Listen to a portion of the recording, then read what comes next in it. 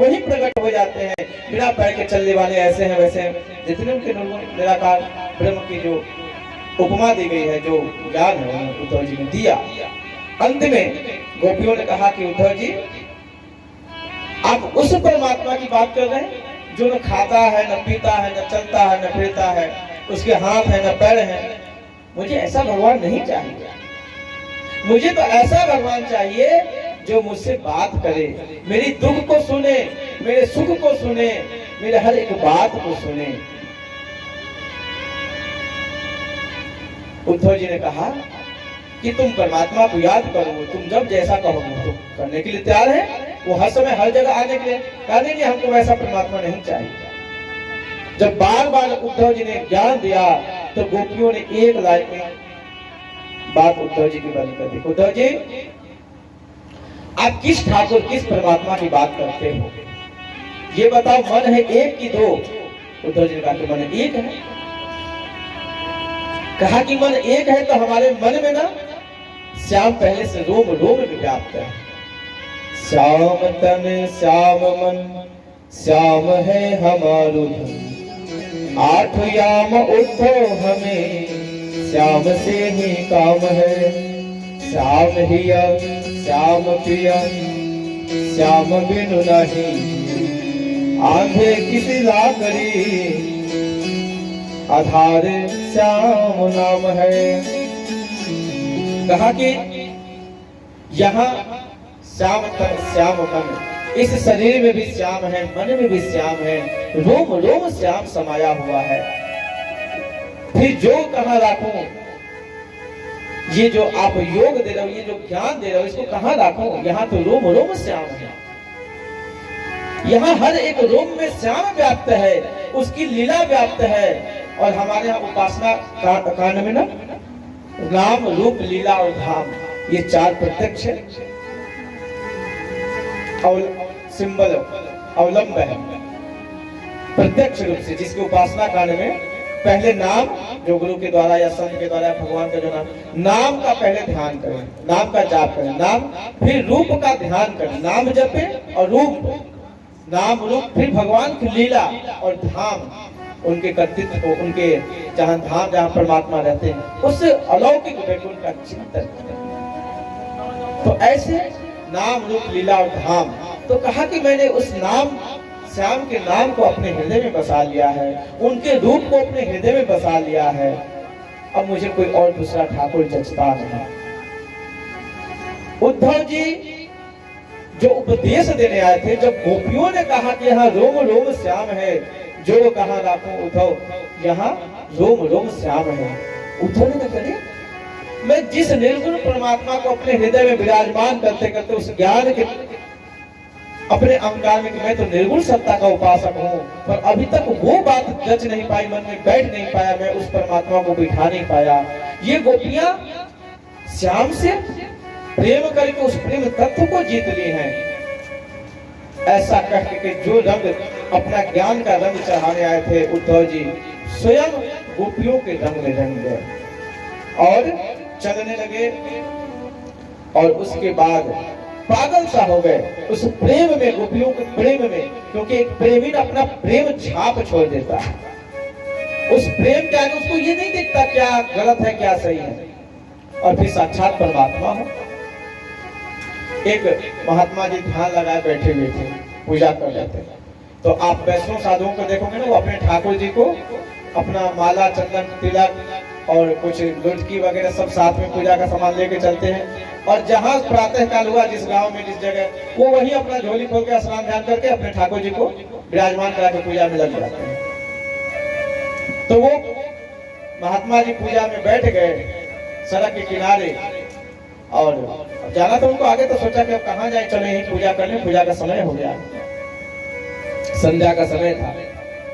महात्मा जी ध्यान आंख लगा कर, आंख बंद करके ध्यान लगाए हुए थे। इतने ही में एक महिला बड़ी तेजी से जा रही थी, और जा रही थी तो वो कुछ सोच रही थी, और सोचते सोचते जाने के क्रम में ना उसके लहंगे या साड़ी से जो है वो भगवान जी, जो ठाकुर जी सब थे और जो अपना लगाए हुए थे दुकान सारा, तो वो सब उसके उसमें किनारे किनारे रोड के जा रही थी अपनी मस्ती में, बीच से रास्ता गाड़ी का होता है। तो किनारे किनारे उधर साधु जी बैठे हुए थे। अब वो भगवान जी ठाकुर जी पानी का जो जलपात्र हो गया था वो सब ऐसे गिर गया। अब साधु जी आँख खोले और आँख खोले देखे क्या बावली महिला उसको बावली बन के जा रही है, तुमको दिखाई नहीं देता यहाँ भगवान कि हम पूजा में बैठे हुए तो सब पूजा का सामान मेरे ठाकुर जी को गिरा दी, पूजा पानी जल गिरा दी। अब वो महिला जो जा रही थी ना वो 2 मिनट रुक गई, कहा महात्मा जी आप तो पूजा में थे, आप ध्यान में थे। उन्होंने कहा ना मैं पूजा में था, तुम ऐसे इधर से निकल गए। तो आप पूजा में थे, आप अपने ठाकुर का ध्यान कर रहे थे ना? तो हाँ। तो आपको ये कैसे पता चला कि यहाँ सामने जो आपके ठाकुर जी हैं, जलपात्र हैं, जो भी वो गिर गया? कहा कि तुम्हारे जाने का आवाज नहीं सुनाई दिया क्या? मैं बहरा हूँ। अरे आंख बंद किया था, कान थोड़ी बंद था, कान से पता चला कि हाँ तुम जा रहे हो, सारा हमारा सामान गिर गया। कहा कि महात्मा जी आप बुरा न माने, मैं मेरे पति आ रहे हैं वर्षों बाद, मैं उनसे मिलने के लिए जा रही थी। मैं सोच रही थी अपने मन में वो आ रहे हैं, वो कैसे होंगे, सामान लिए होंगे, मेरे लिए क्या लाए होंगे, मेरे लिए ये होगा, मेरे लिए वो होगा, बच्चों के लिए होगा। और मैं ये सोचते हुए जा रही थी, मैं अपने पति के प्रेम में इतना मग्न थी कि मुझे ये भान नहीं रहा, मुझे ये याद नहीं रहा, मुझे ये दिखा नहीं कि आप यहीं सामने बैठे हैं और मैं इधर से गुजर गई।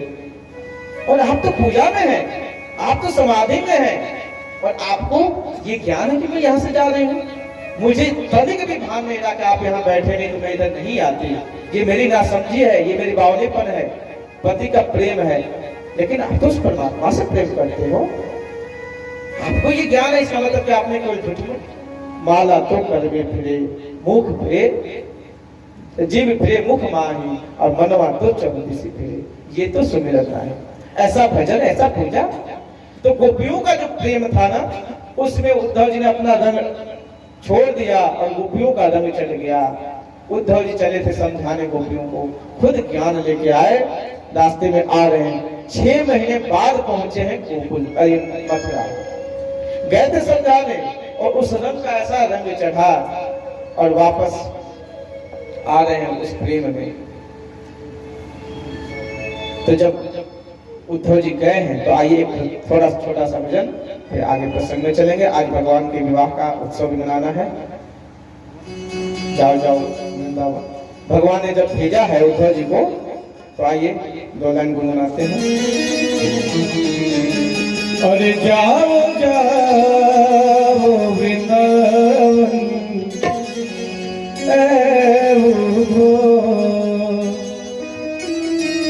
अरे जाकर गोपियों से तुम मिलना, कहना कहाँ भेजा है, कहना कहाँ भेजा है।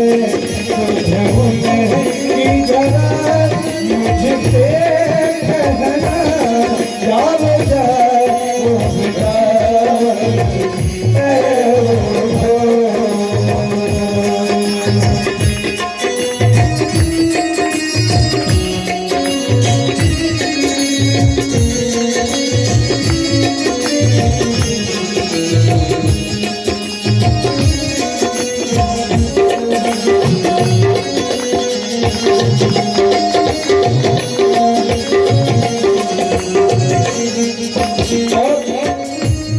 भगवान ने क्या कहा, जाकर क्या कहना, ये उनसे कहना कि वो मुझको नाराज करे, एक छलिया के लिए न बर्बाद करे।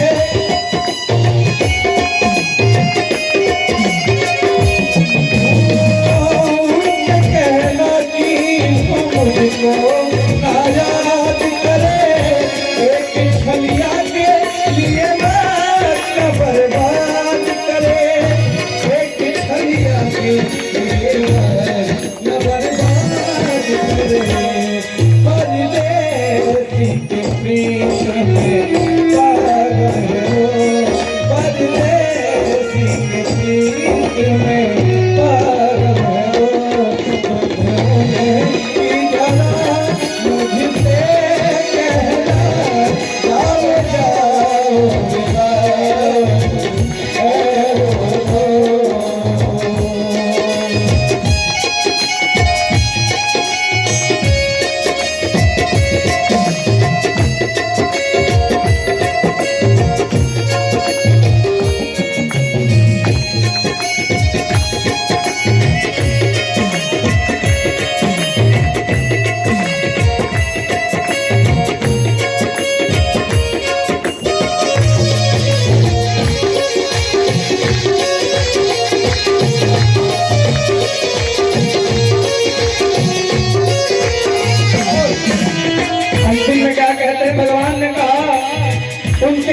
कहना, अरे कान्हा क्या जाने कि प्यार क्या होता है, रोती हो तुम लोग वो खेल से सोता है।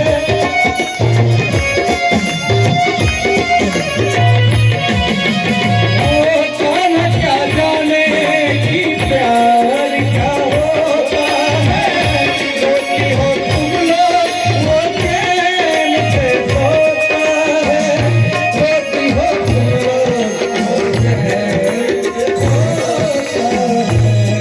परदेसी के प्रीत में पागल है वो, परदेसी के प्रीत में पागल है वो,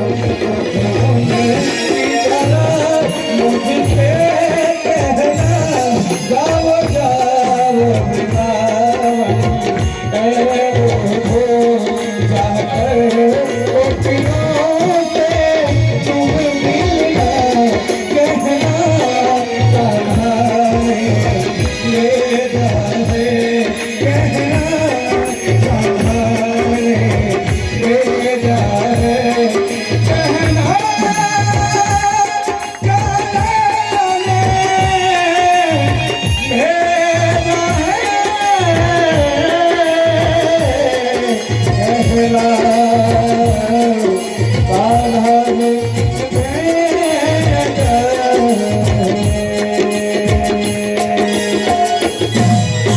बोले श्री कृष्ण भगवान की जय हो।